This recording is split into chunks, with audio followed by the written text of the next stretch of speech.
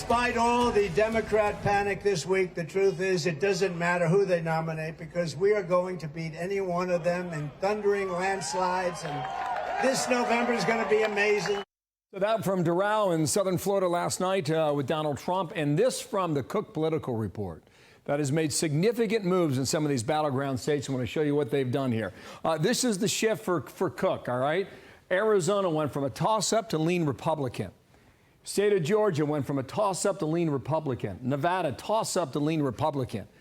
Arizona's 11 electoral votes, Georgia's 16, Nevada 6. That's 33 electoral votes just among those three states right there. We'll watch how this goes over the next 4 months. Also, there's one electoral vote here in Omaha. Nebraska does it kind of funky like Maine, where they divide up some of the congressional districts. That's one of them. One electoral vote. Nevada right now went from likely Democrat to lean Democrat, so there's movement there toward Republicans. Same for New Hampshire and same for Minnesota, so all this could be significant.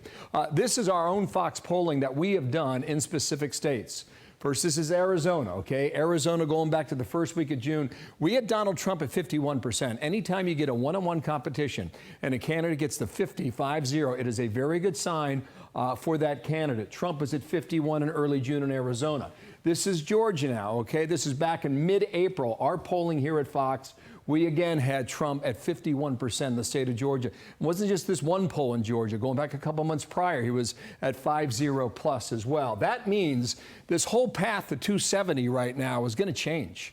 And it's going to be altered, and we're going to fill it in as we go and try and get the best polling possible to give us a best gauge about where this race stands right now. Everything in gray is considered a toss-up, but it could change. Biden at 215, we believe that's solid as of now. Trump at 219, we believe that is solid as of now. For more, I want to bring in the host of The Bottom Line, Sean Duffy from Fox Business and former Obama State Department spokesperson Marie Harf. And welcome to the two of you. Marie, Dave Wasserman from the Cook Political Report said this. He said the notion that the presidential race is a toss-up was a stretch even before the debate.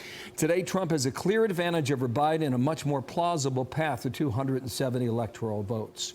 Now, you work with Seth Moulton, the Democrat out of Massachusetts, on one of his campaigns. He was one of the first over the weekend to say that Joe Biden should get out. Do you agree with that?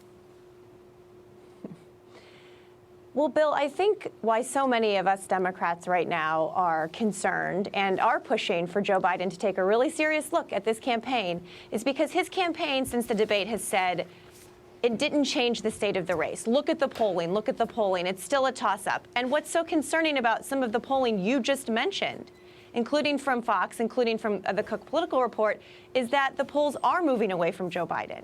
And the campaign has spent a lot of time attacking Democratic lawmakers like my former boss, Seth Moulton, like Democratic pundits like myself, people out there asking questions, instead of spending all that time trying to figure out how to turn this campaign around.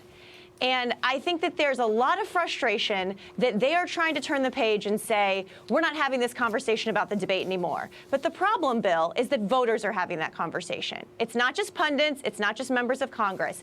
And I am incredibly concerned that the Biden team doesn't have a plan to turn this campaign around, that we are going to lose in November, and that they are dismissing concerns that voters have across this country about whether President Biden can win and can govern for another 4 years. They're not taking this as seriously as they should. Wow. Sean, what do you think?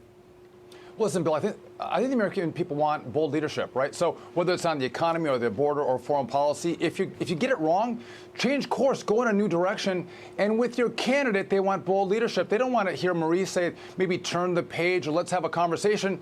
You should say, no, you all saw as Democrats what we saw as Americans, that Joe Biden can't do the job.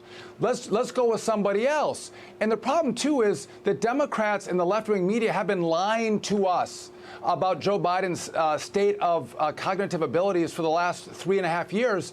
And now we all see the lie, and we're sick of being lied to, whether it was on COVID or on Russia collusion or now on this. The American people want you to level with them, and they want you to fight to make their lives better. Democrats aren't doing that, and I think the fear now is it's not just Joe Biden. the Democrats could lose 20, 30 seats in the House. They could lose, 3, 4 seats in the Senate. This is so bad because Joe Biden is so bad at the top of the ticket. The one problem they have, though, Bill, is real quick is that there's going to be a food fight and the party is going to be divided if Joe Biden goes, and that's really tough to win in that environment as well. James Carville's got some clever ideas about how to solve that with town hall meetings from now until the next 2 months. Sean, you represent Wisconsin. We just share this with you. Came out yesterday, AARP, likely voters age 18 to 49 in Wisconsin, Trump's up 5. Same group, 18 to 49, you throw in multiple candidates, Trump leads there by 6 points. What are you hearing back home in Wisconsin? Because that's where Republicans are going starting on Monday. Yeah, convention there on Monday. This is going to be a tight race no matter what. It's not a 5-point race, Bill. This is going to be a 1-point race, one way or the other. I think if you're a bet man, you're going to pick Donald Trump right now in Wisconsin, but it's going to be incredibly close. The margin of error on that poll was 4 points. Again, if the margin was wrong, they might have Donald Trump up by 1, which is kind of where I think Wisconsin is right now. But listen, Bill, this is early. We have a lot of time left until November, and a lot of things can change. Got it, Sean. Thanks. Marie, come back soon. Okay, I owe you a question. Apologies about that. Also, crystal ball moved Michigan to a toss-up. Don't overlook Michigan and what's happening in the upper Midwest. Thanks to both of you, okay? But Democrats still feel confident. I'm Steve Ducey. I'm Brian Kilmeade. And I'm Ainsley Earhart. And click here to subscribe to the Fox News YouTube page to catch our hottest interviews and most compelling analysis.